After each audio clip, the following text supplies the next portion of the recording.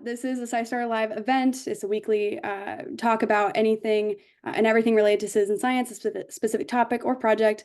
Today we're talking about Project Sidewalk, and it's a power hour because we're just going to get straight to work and actually working on this project too. But the whole idea is that we're going to find sidewalk accessibility problems in cities from anywhere. So regardless of where you are in the world, you can impact these cities that are part of this. So I will stop my share and give them there we go. Give the mic over to Mikey to explain who he is, why he's here, and then we'll talk to Mackenzie as well. Awesome. Cool. Thanks, Emma. So my name is Mikey. I'm like the lead software developer for Project Sidewalk. Yeah, so Project Sidewalk, as Emma talked about a little bit, it's the main goal is collecting sidewalk accessibility data in cities. It's, we're marking curb ramps and then, barriers to accessibility, like obstacles on sidewalks and surface problems with them. And yeah, so we're in the cities that we're deployed in, we've generally worked with like either like a city government, the city government, or like a citizen advocacy group or something. And so we have plans for how to use the data, but it's sort of different in each city. And so let me know what else I should talk about. But I don't know, excited to talk about it. Curious, since we're in the intro section, I just want to know, how did you find your way over to Project Sidewalk? It was sort of like in grad school, I started working on this as a prospective PhD student. I sort of was specifically like the lab that this came out of. I was really interested in that lab, and this project was really cool. And it just became a success, and it became sort of bigger than just the lab itself. And it was successful enough to hire a full-time developer like me on the project. So it's cool. I've been working on this for like 6 years now. Awesome. And now we know who to blame if there's an error. Oh yeah. There's a problem. It'll be, hopefully that doesn't happen today. I doubt it, but good to know we know who to blame. I won't actually blame you. You're all good. Mackenzie, do you want to introduce yourself? Yeah, I can introduce myself. I'm sorry I don't have my camera on, but I am a research associate for the University of Illinois, and I work with deploying Project Sidewalk within the Chicago region, assisting wards that want to utilize Project Sidewalk and collecting data for different initiatives. And I've worked with them for about 6 months. Awesome. Newer to the team. We love it. I'm excited to hear your thoughts on all this moving forward too.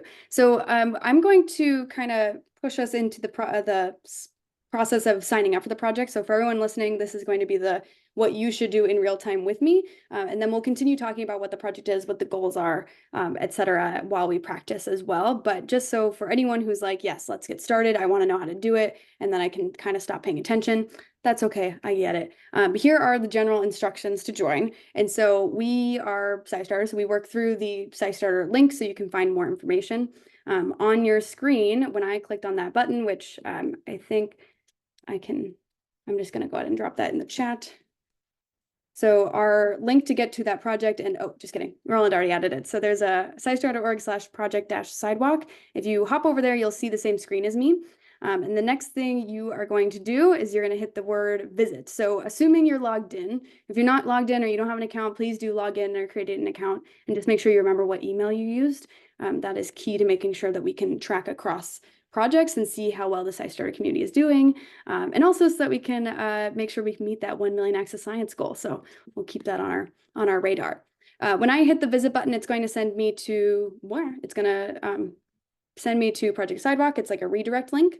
Now, this is the screen I get, so it redirects to Chicago, which we are going to do the Chicago one. We'll start out there, but just be aware that there are other projects or locations, other locations. So you can see here, there's a bunch of them.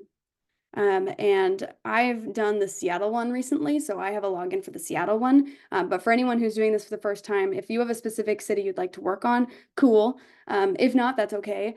You can start with Chicago with us, but just know that you'll be signing into each individual city for now. Eventually it'll all combine, which would be good. But for now, it's a different account per, but you can use the exact same information to log in, your same credentials, I should say. All right, so I'm going to pause for a moment because this is a very common question that I just got in the chat, and I've heard this before. So before we get started here, when we talk about Project Sidewalk and their initiatives and how how it all works and the different goals that cities have. Do you have like a general go-to statement for anyone who's looking to get involved? How would someone get involved as a city? Like if their city wants to be included within this process, what's usually the process? Yeah, our sort of I would say that the biggest thing that you need is people power. You know, we have plenty of people that sort of come to us and are like, oh, we'd love to deploy this. And so it's really just about like having like working with us on like having a plan in place. So I'll also paste a link. We have some sort of like written out, you know, considerations for what you should be you know, taking into account and what you should sort of be getting ready before sort of deploying Project Sidewalk in your city. But yeah, it's usually about like having a plan for getting people together to collect data that you're going to need. Gotcha. Yeah. So like the power of a group that wants change. Yeah. I see that your city here. Is this going to lead me somewhere that says how to sign my city up? Probably. Oh yeah, we have a new website. I didn't notice that, but should yeah. give you more information like that. Eh. Well, Except it might not be ready. Oh wait, just kidding. It's right here. That's super good to know. I haven't seen this before. Sweet. Gotta love it. So you can learn about it in multiple different ways. If you wanted this link, I'll go ahead and drop this in the chat for y'all. I did see a note about, do I need all the links? All the links at the very start of it were SciStarter related resources. So the ones you actually do need are this one. So I'll drop this one link, which is the same as, it's just the redirect link for the projectsidewalk.org. So projectsidewalk.org or the one I just dropped. And then once you're there, you can sign in using your SciStarter account. Same thing. So I'm going to backtrack for a moment here. So we went to the project page, we clicked visit, and are redirected to that projectsidewalk.org, and you're creating an account. Oops. So you just need to make sure to add your same email you use for your SciStarter account. So if you're logged into SciStarter, if you have an account, that same email allows us to track across projects. So we can keep a note on how much contribution we have over a month, or like April, for example, for Citizen Science Month for Project Sidewalk. And so it's a way we can keep score of how well we're doing on these projects in the SciStarter community, and also helps you because you can see just how often you participate, and it kind of equates to like your volunteer efforts if you keep track of those things. We'll start the tutorial momentarily, but I want to make sure I answered that question about what happens if you're like, this is awesome, I want this in my city. It takes people power. Anonymous attendee, don't take people power for granted. And we can talk more about that too if you'd like. Okay, so I'll switch screens again, and I'm gonna kind of move us through this to see how to get started. So I'm gonna go ahead and hit sign in. I do have a login that's this one through a different city, but it doesn't work. So I'm gonna go ahead and sign up now because I'm new to this area. This is supposed to be my name, MSCG. Sure. Let's just try to use the same one. Okay. Are you planning to request that your work through Project Sidewalk be counted for community volunteer service hours? So if any of you want to be credited hours wise, do you guys, actually, Mikey, can you explain this one a little bit? Do you offer like a certificate of, yes, they did this much work?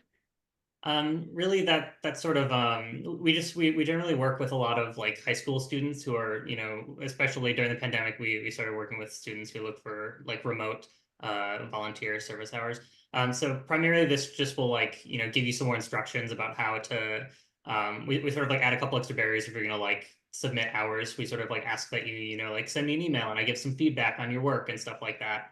So it's really just like sending you some instructions and some links to stuff. Oh, gotcha. Not like a certificate necessarily, but yeah. Gotcha. That's good to know. Okay, I'm gonna hit yes just so I can see what it looks like later. And then I'm gonna go ahead and hit submit. So if you have been signed up, you'll see the same thing as me. I'll be an insecure person with my passwords and just hit yeah, sure.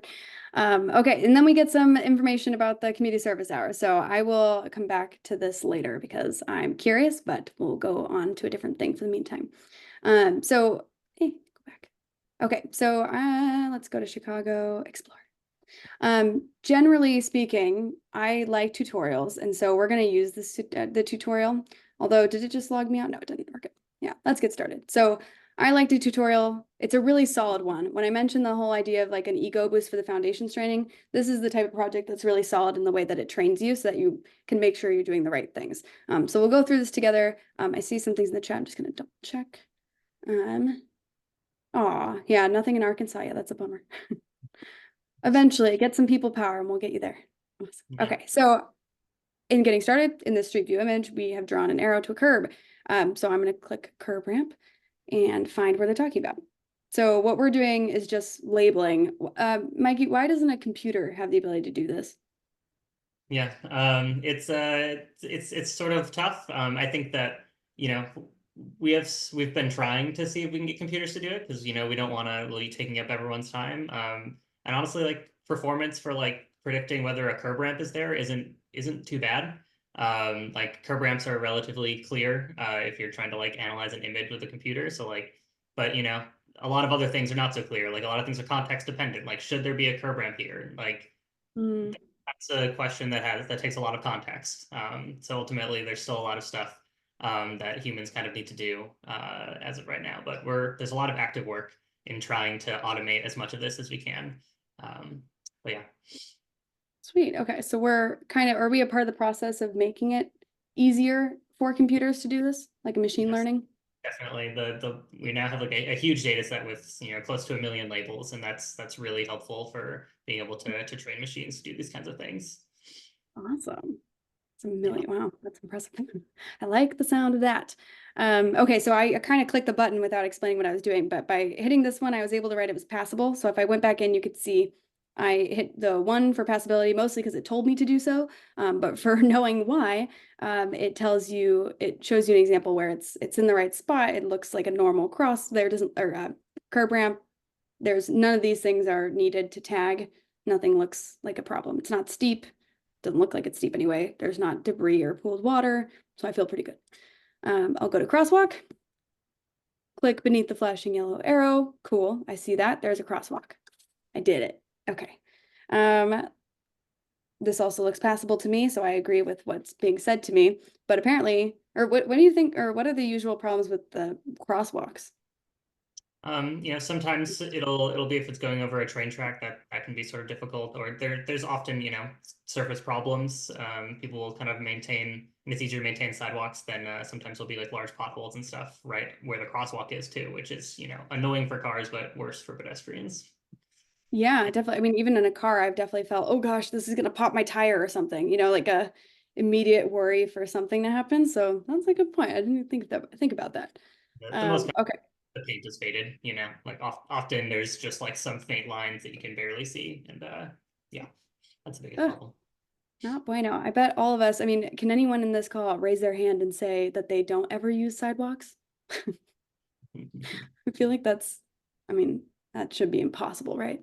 So if you have any concern over walking across any train tracks or using a car across train tracks, any of that kind of thing, that's obviously be difficult for anyone who has a mobility concern of any kind, right? I love how easy this training is. I can talk while doing this because it's so nice. Oh, but now it says 2 is a suggestion here, but I'm not sure quite why. So they're saying it's not enough landing space, unless this is just an example. Yeah. If you choose the wrong, it's the goal is for you to sort of figure it, like try it yourself, and then we'll tell you if it's wrong, or you can use the GIF to To cheat to get the quick answer. Not enough landing space. So not enough landing space in this case. Is it just because if you go right here, it's like pretty tiny as opposed to moving straight into the pathway? It's when you're going from the crosswalk to the sidewalk, the sort of top of the curb ramp is just going right into the grass. You kind of have to take a sharp turn. Oh, Yeah, you want some space after the curb ramp to be able to sort of turn around in a wheelchair. yeah. Okay, that makes a ton of sense. Thank you. I don't think I ever realized that. Missing curb ramp. That one's an obvious. There's a crosswalk and no curb ramp. It's so, I mean, it seems so often that we have situations where there just aren't things like, do people in construction, or not people in construction, but like the planners, sometimes it's hard to see where things are, maybe like they mismatch, but it amazes me how often things like this happen where it's made for it to have a curb ramp or something, but it's missing something. It's a major bummer. Only 3 for that one though. Oh, because there's an alternate route. Yeah, okay. So technically I could go over here and still have a spot. So alternate route. And there's a signal. So am I always leaving it on the bottom for some reason? Yeah, the goal is to label things on the bottom of them just because it's easier for us to like determine the latitude and longitude, like the actual location. Oh, oh, Yeah. that's interesting. Okay, wait, why is that important for like building the map after? Yeah. Like if you look in the bottom right, there's like a little mini map where it shows like where did you place these labels. And it's sort of hard, like even if like on the image it looks like you're labeling and labeling right on the object, like we have to try and predict like how far from the camera are you. It is the thing that you're labeling supposed to be. And if you're labeling kind of up in the sky, it like kind of makes it seem like you're labeling really far away. So it's really helpful to sort of like put it at the bottom of things, like right at the ground level. Yeah, okay, that makes sense. Wow. Didn't even think about that. Okay, this seems to be a painted crosswalk here as well. First click on the crosswalk. So I'm labeling everything that's there, not even if there's an issue, right? Like it's just we want to know what everything is here because it's a what's good and what's bad. Yeah. Right, okay. Jessica wrote in the chat, she rarely uses sidewalks because my city needs to install new and updated. Oh man, so you're like the example of what happens when we don't have good sidewalks, right? It's you just simply don't use them. You end up on the like walking on the street potentially. Don't know what that would mean. How can you ever leave your home? To help speed things up, we are labeling these two curb ramps. Oh, okay. They think I'm going too slow. No.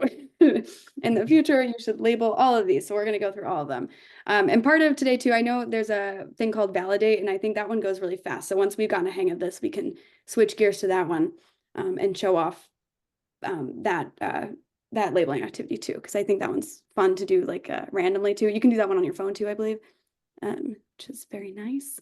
No sidewalk. There is like a weird pathway, but it's not a really effective sidewalk. So in this case, yeah, okay. So my thinking is that it's not completely gone. It's just not really much of a pathway. So we have a ends abruptly right there. Ends abruptly, and they also suggest something else that I actually couldn't read. Gravel dirt road. Kind of looks like one to me. Yeah. Am I missing anything else here? We're going for it's really hard to see actually, but there's a sidewalk on the other side of the street. So we're ultimately we're going to get rid of the sort of severity ratings for no sidewalks and just have the tags, but there's a sidewalk on the other side of the street, so that's also why we did the Oh, so street has a wait. Would that or is that not here? Street has a sidewalk? Yeah, that's the Street one. has a sidewalk. Got it. Okay. Yeah. Okay. And then I move again, ends abruptly. Oh, did I miss something? I just wants you to take off the like gravel sand tag, I think. Oh, really? Oh, it's telling me I'm wrong. Okay. Okay, yeah, that's like if it was like a dirt road, I think was that one. It's Oh, it's the wrong title for it. So this is like just simply not anything at this point. Like it's just not worthy of being called any of that stuff. Yeah. Okay, that makes sense. Okay, so I'm moving. I have a curb ramp. Curb. Now rate the curb ramp's quality. Use your best judgment. You can also write notes in the description box. So for this one, it looks pretty okay to me. I'll say passable. Wait, I kind of want to look at it again. So we got just goes straight on, goes straight to a crosswalk. It's got some leaves there, but that doesn't seem super concerning to me at this point. So I'll say passable. Nice. And I didn't need to make any notes. If it's passable, is it kind of like you don't need to make any notes usually, or are you still permitted to? Yeah, I mean you can write stuff in whenever you want. But if it's passable, usually there's not much to say. Sweet. Ooh, you get to navigate yourself. Follow the red line. So I'll navigation messages, go street. Oh, this makes me think of like going on Google. It is Google Street Mapping, but the moving yourself around the city. You just moved down the street, visiting parts of the area marked in green. All right, I'm going to pause for a second just to check the chat. Is anyone having trouble starting the process, or does anyone need more instructions about the logging in or anything? Are we all online? I wish we could see how many people are online on Project Sidewalk with us right now. Not sure. Questions? Anything from Facebook? I can't see Facebook, unfortunately. But if there is, let me know. Okay. Oh, and I see street and people's lawns. Yeah. Oh man, Jessica, that's a lot of work to go around and not use the sidewalks too, because they're just so bad. And nothing new on Facebook. Okay, awesome. Yeah. Ooh, okay, that makes it really important to be a part of this. All right, so I'm looking at this new one. They're telling me they can what they see, which is nice. So I'm still in tutorial mode. But I'll have to find these labels myself later, which means I use my critical thinking skills. And I can see them there. If you get stuck while exploring, you can use the stuck button. So we can move to a different location. Oh, that's fun. So it moves to a different location because we don't have the answers yet, right? So it's not like an auto, here's the answer. We still need to find those answers. So they just say, go somewhere else. It's more like when you run into weird issues with like Google Street View, is sort of like, you know, it has little navigation arrows, and sometimes you'll kind of get stuck in a place where like you can't figure out how to go down the street. It'll sort of lead you back and diagonally around. If you just kind of click the button, a couple times it'll just kind of like try and automatically find a way, even if there's not like a, you know, a little arrow to follow around. Yeah. Oh, Very that's Google. handy. Okay. Have Oh, some- wow. Okay. Oh, yay. Okay. I finished the tutorial. That's great. So we learned what's accessible. We learned what's inaccessible. We learned what's more inaccessible. And we're already making the world more accessible for everyone. So yes, we're doing good so far. And now, this screen right here, I think is super important. Like we have this sort of interactive tutorial to like help, you know, teach you about like the process of adding the labels and adding the severity and the tags and stuff. And I think that this screen that shows up when you start a mission, we're trying to like give you as much information as we can about how to like label each of the label types. So like you can click on each of the label types along that bar up there for more information about each one, and then the little arrows on the right side to like go through some more information and some examples. A little bit lower. Yeah, to cycle through like here's like some correct and incorrect examples. Like here are common mistakes that people make. So it's helpful to look through these if you're not sure about like what exactly we're looking for as you're going through. But yeah, the tutorial is more just about like how to do it, and then this is a little more information about like what exactly are you looking for in these different situations. Gotcha. Okay, so missing curb ramp, nothing there, that type of thing. Okay, so residential walkways don't count. That's good to know. Non-pedestrian path. Oh gosh, yeah, that would be scary if that's marked as a pedestrian path. It's like, no, no, no, don't walk there. Don't prove that people walk there. No sidewalks. Oh, okay. So for corners that with no sidewalks, use no sidewalk instead of missing curb ramp. So in order for us to have missing curb ramp as an option, it has to be a sidewalk in existence, right? So if there's no sidewalk to begin with, missing curb ramp is not applicable. Yeah, pretty much. Cool. What obstacles get in the way? A fire hydrant put in the middle. What a bummer. Ample space. Did this project come out of like frustration over urban planning errors? How did this get evolved? The project as a whole, or like the page you're sort of looking at right now? The project as a whole, I guess. I mean, yeah, you can give examples, I suppose, but temporary stuff, that makes sense. But like in general, like the mind of, or like the original creation of it, was it built out of like an urban planning frustration or accessibility focus first? It's definitely accessibility focused. You know, like the American with Disabilities Act, you know, is passed, and like cities are now required to, you know, have their sidewalks be accessible. But ultimately, there's no sort of real enforcement mechanism other than people suing the cities. And so like there's not a lot of push to, you know, even collect data. Like data is sort of expensive to collect. You know, like I think DC did a data collection that cost like $1 million or $2 million or something like that. So like it's a lot of money to collect this. Just a lot of cities just don't even know like where do we have curb ramps. They just don't even know. So that's I think where a lot of this came from is like can we find a way to at a much like lower cost and, you know, potentially community driven like collect data like this, so we at least have the information. That's like, how do you know what to fix if you don't know what needs to be fixed?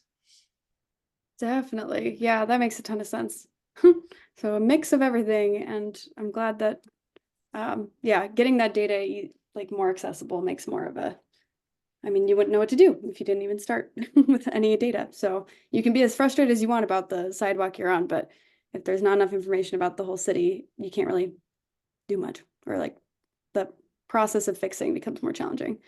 Surface problems, anyone who's in, I think a lot of, when I was in California growing up, like a lot of trees uprooting, this always made me laugh. My sister lives in Sacramento, and there's a lot of trees that are uprooting sidewalks, and it's ever since I started doing this project, I've always noticed them and just stare at them like, ah, this is a problem.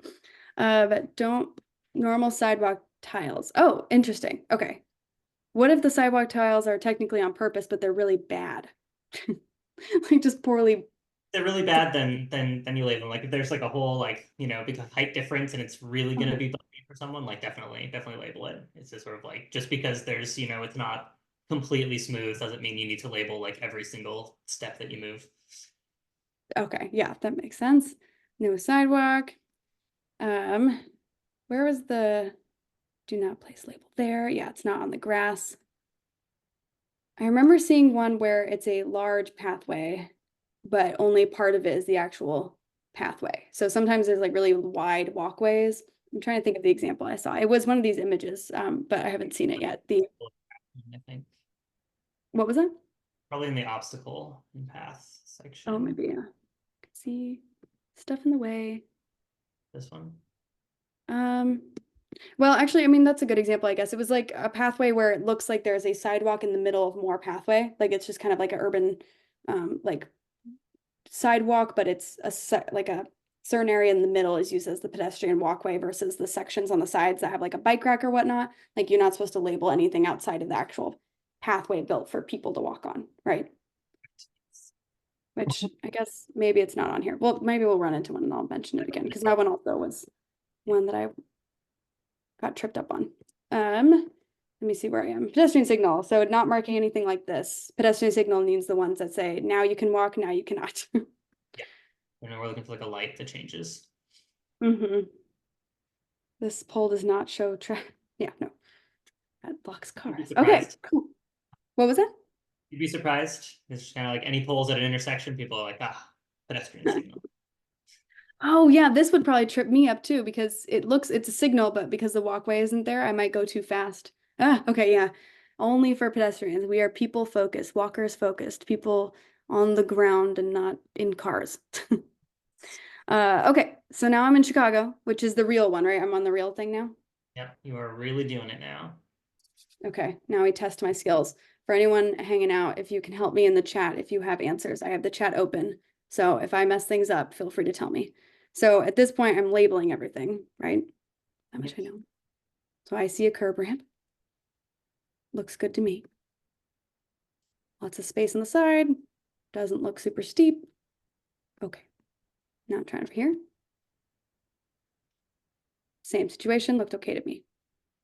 And I see no angry people in the chat yet, so I feel like no angry in the call either. Yeah.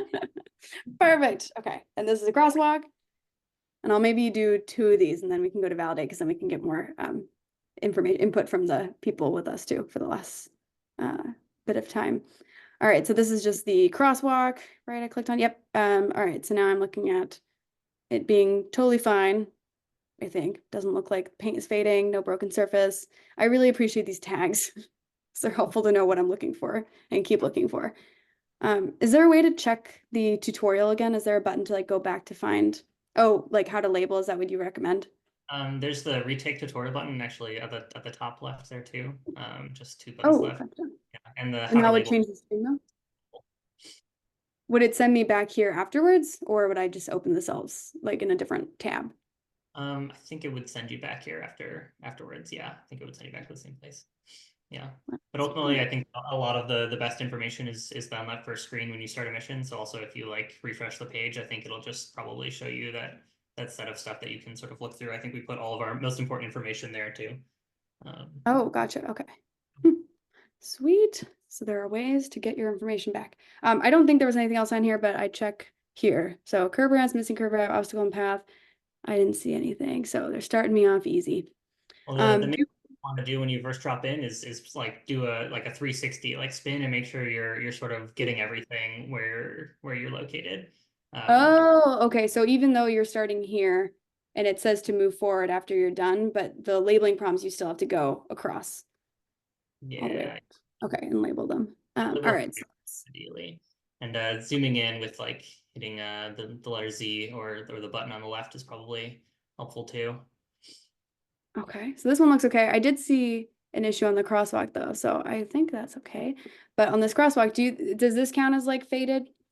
Yeah. Mark that as a issue. So where's my crosswalk? It's not like crazy terrible though. I'd say it's a 2, but it is paint fading.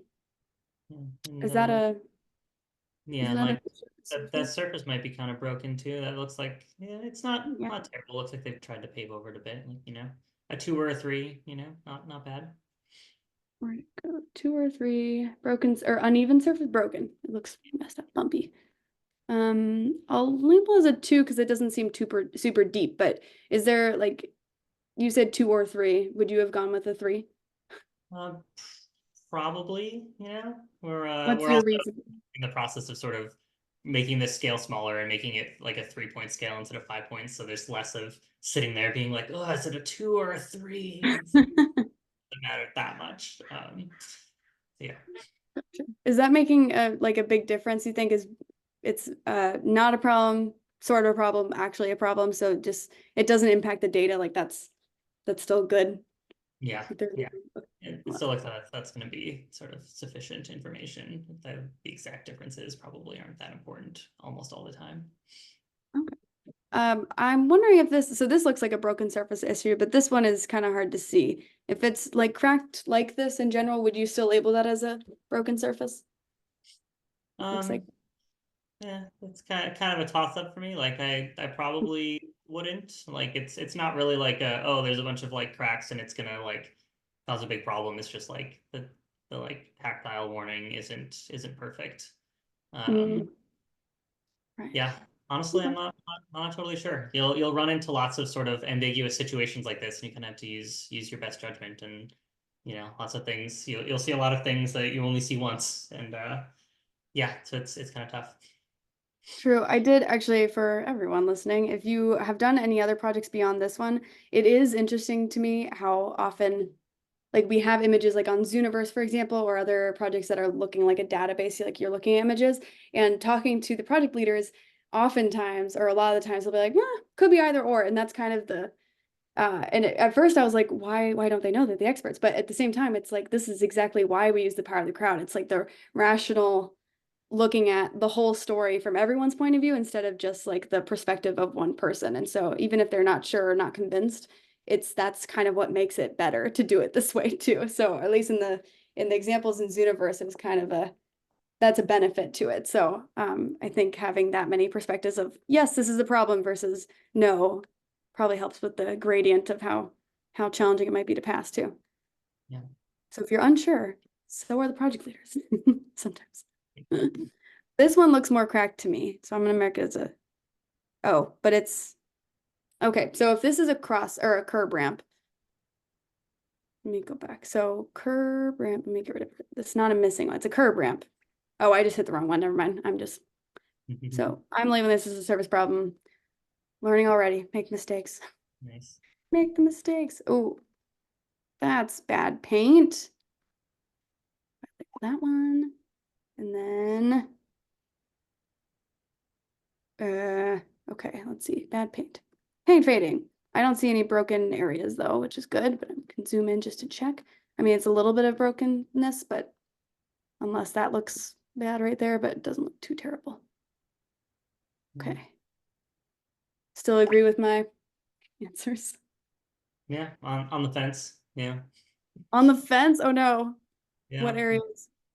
I mean, like, yeah, it's like maybe I'd add surface problem or like broken surface to it. Yeah, I'd For probably this add one? surface to it and give it a severity of 3, but it's like it would really be a problem. It looks like, maybe a year from now, after another, year of, snow and, rain and it getting slightly worse, it would become more of a problem. But yeah. Yeah, okay. So when things become more, or that the option is to become more of a problem. Okay, that's good to know. Feel free to interrupt me to tell me I'm wrong. That is part of this process. This is a curb ramp. It looks okay to me. I don't see any surface issues. So I'm gonna go ahead and hit the button. Oop, curb ramp, passable. Okie doke. And then I think there's one more section, so that looks okay to me. It exists. It's passable.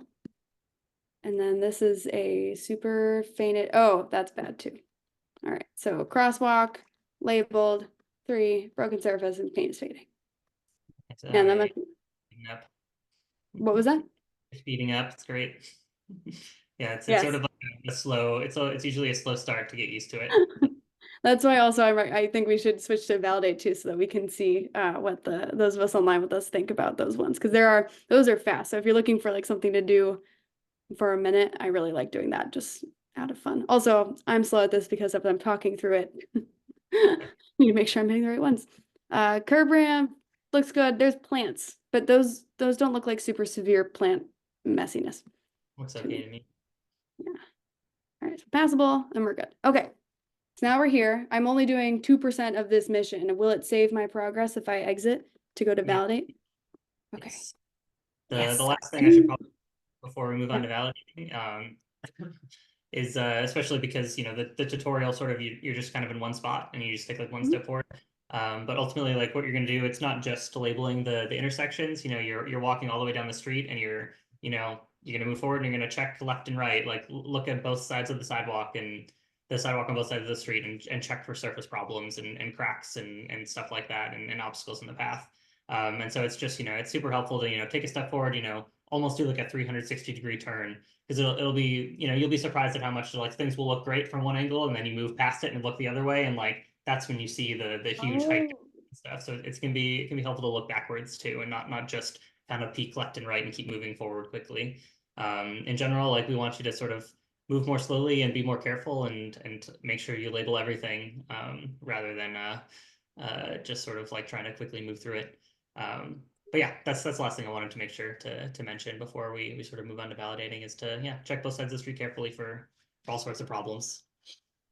Definitely. Yeah, this one takes critical thinking. Probably a Yeah. great one for students too. When you said you're mentioning that you have a lot of high school students working on this, I bet it's really good for their, like, I don't know, attention to detail, which is something I struggle with. So it's nice to Yeah. see this is a kind of a good way to, or a definitely good way to work with that and help them develop that skill too. Yeah, we brought this into classrooms a little bit too, to like sort of like as a way to like teach kids about accessibility and what that looks like. So we've done some programs with schools on that too. Oh, shoot, there was a question. Cassandra, sorry, I see your question now, or maybe it just happened. If we are going down a street with no sidewalks on either side, how often are we tagging the no sidewalk? Yeah,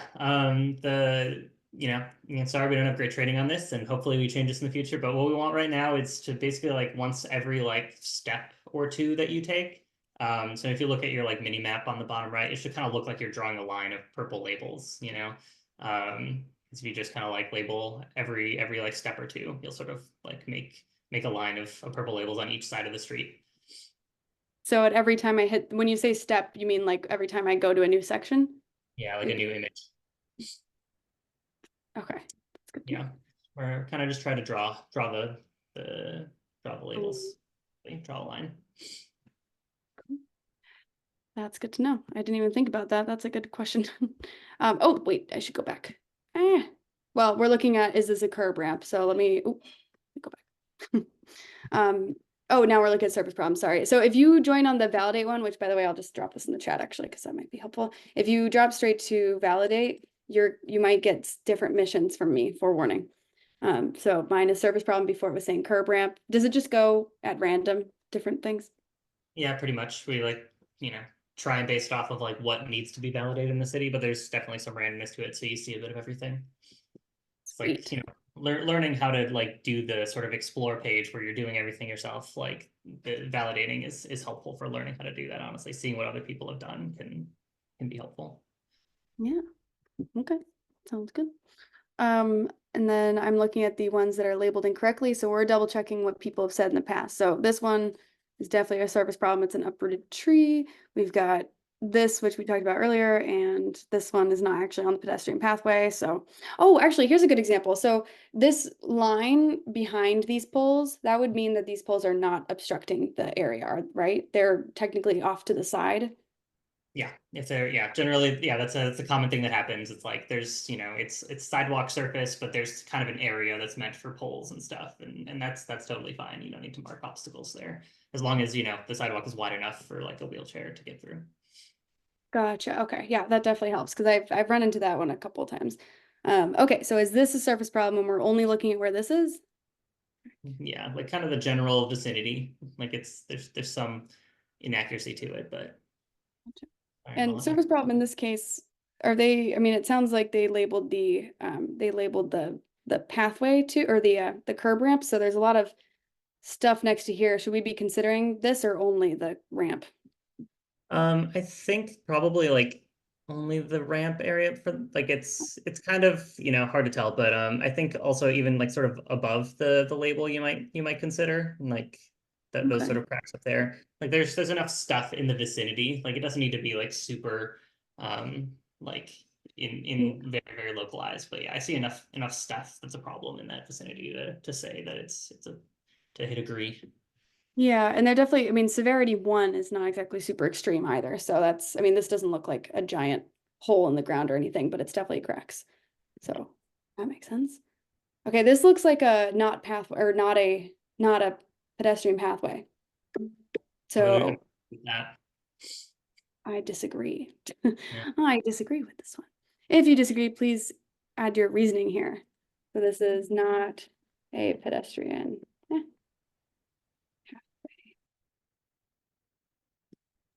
Yeah, and if you go to your user dashboard at some point, and people mark disagree on your labels and they add comments, you'll be able to sort of see like what labels have other people like marked disagree at the bottom of your user dashboard.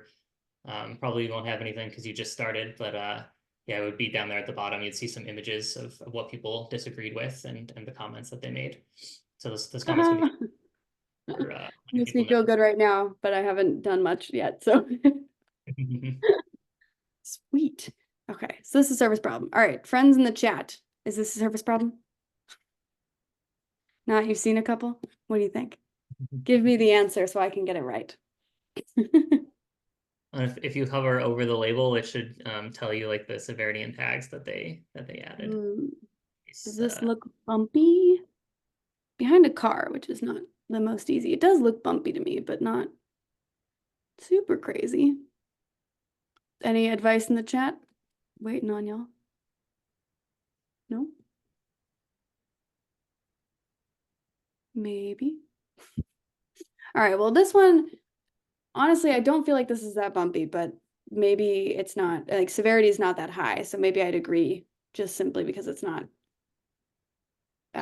like if it was more severe, I probably would disagree.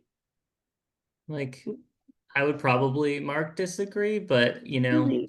it's kind of hard to tell, you know, like, and you might have, you might have like a more clear image than I do sort of over Zoom too.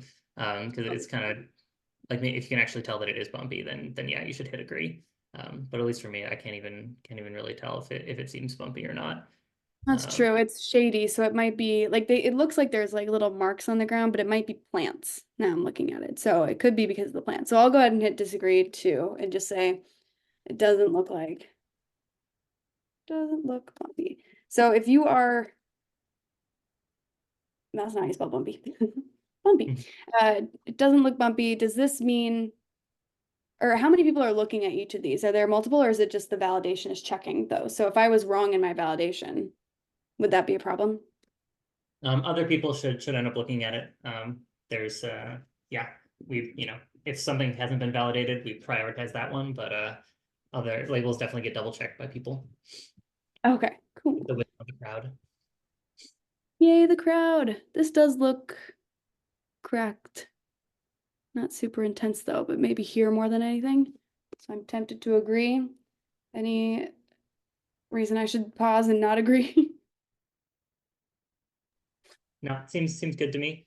And as of right now, you don't need to like take into account like the severity and tags and stuff. Like if they, you know, label something that you think should be a severity 1 and they add a severity of 5, like you can still mark agree. Like we're really just saying like, is this a surface problem? That's the whole question here. And we're Okay, also redoing this interface so that you can, you know, validate, like edit the tags and the severity that they use. But as of right now, you're just saying like, is it a surface problem or not? Keep it simple, keep it fast. Okay, this one doesn't look like a service problem to me at all. It's uneven slanted, but it doesn't look particular. Maybe they, I mean, could they see it from a different angle? It doesn't look like an issue for me, but Possibly. You try zooming in a little bit too. There could be a little bit of a height difference there. We'll zoom in, but yeah. Yeah, like it looks like something where I wouldn't be able to tell from this angle anyway. Like it looks like maybe if I was to the left a bit, I'd be able to tell. So I'd either mark disagree or not sure. Okay. It doesn't look too bad there. Sweet. Okay, for this one, it's marked as cracks. That's not great. I don't like that either. That doesn't look like a sidewalk. Oh, I guess it is a sidewalk. And it's not. Well, if it's in front of this though, would that count as a sidewalk? Yeah, I think it's still meant as like a pedestrian path. Okay. This one is grass. Yeah, that's enough where I'm thinking that's impactful. Yeah. Service problem. Does that look bad to you? I can't tell. Simply, if there's also a hide label button, which can sometimes help. Mm. It's tough to say. It's so far away, like is there like a height difference there that matters? Like I don't know. I might just put not sure, but it looks like there might be some sort of It yeah. does look different, just not severe. Like this far side looks like it's uneven off to the end. Yeah, I think I'd mark this. I'd mark agree. That looks like it might not be great. Low severity, but Lows, where is this? Is our yeah, that doesn't look great. That looks difficult. That doesn't even look like anything. That looks like someone scraped off the bottom of the concrete. So I'm yeah, oh, weird. Okay. Construction. Okay. Hey, okay, perfect timing too, because we're at our last few minutes, so I'm gonna pause this anyway. Okay, so far, this is how well I did. Okay, so I could continue, but I will not do that yet. I'm gonna pause my work. So for everyone who is still on here with us, I'm curious, how did you do? Were you doing as well as me with my constant, oh, no. I feel like this is a tough one for me. You have to use some serious critical thinking. So if you feel like it worked well for you, awesome. If you feel like you need more practice, so do I, and I will keep practicing. But did anyone have any questions about circumstances here? Any issues come up?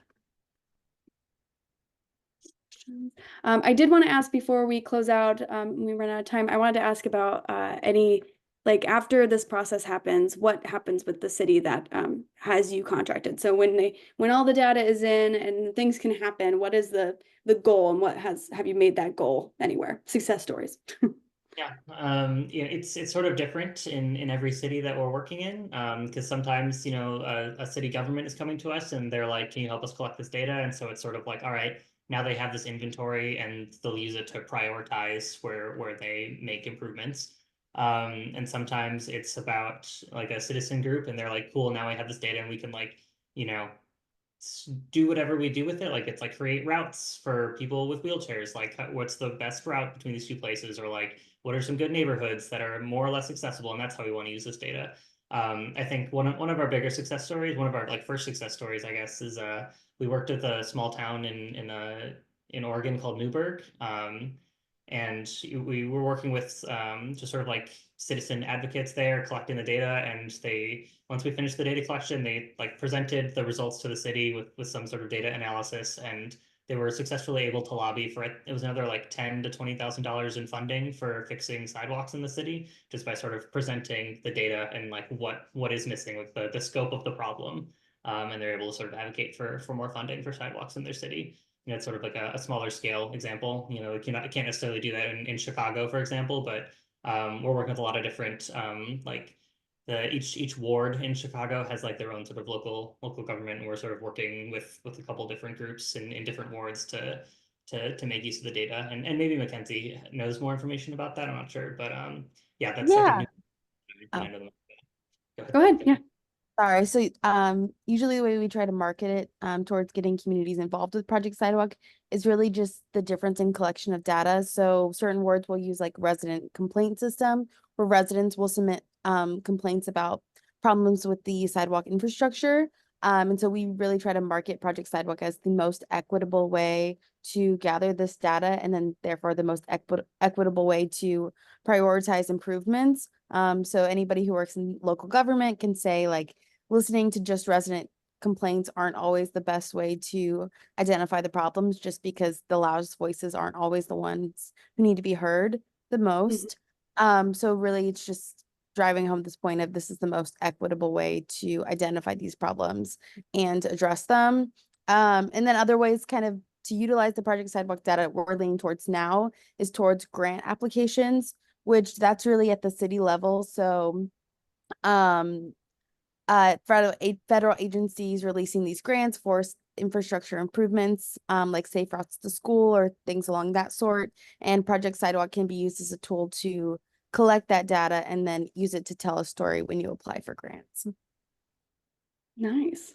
Wow. Thank you for the explanation, for the examples there. It is great to see it being focused on the most equitable way to share the data, because I hadn't even thought about that. When someone's really loud about a problem, but maybe the full story isn't there. So that is really good to remember. And apologies, we're at time. So for anyone who had to drop off right at the hour, thanks for joining us. For those of you who are okay to stay on for a couple seconds more, I want to open up the floor if anyone does have any questions, but I'll go ahead and share my screen really briefly to show you the end of April is coming up. So April 30th, next Tuesday, is our last SciStarter Live of April. So if you join us, we'll be talking about how the whole month went in terms of the 1 million acts of science. So for everyone here who is unsure about that, wrong one.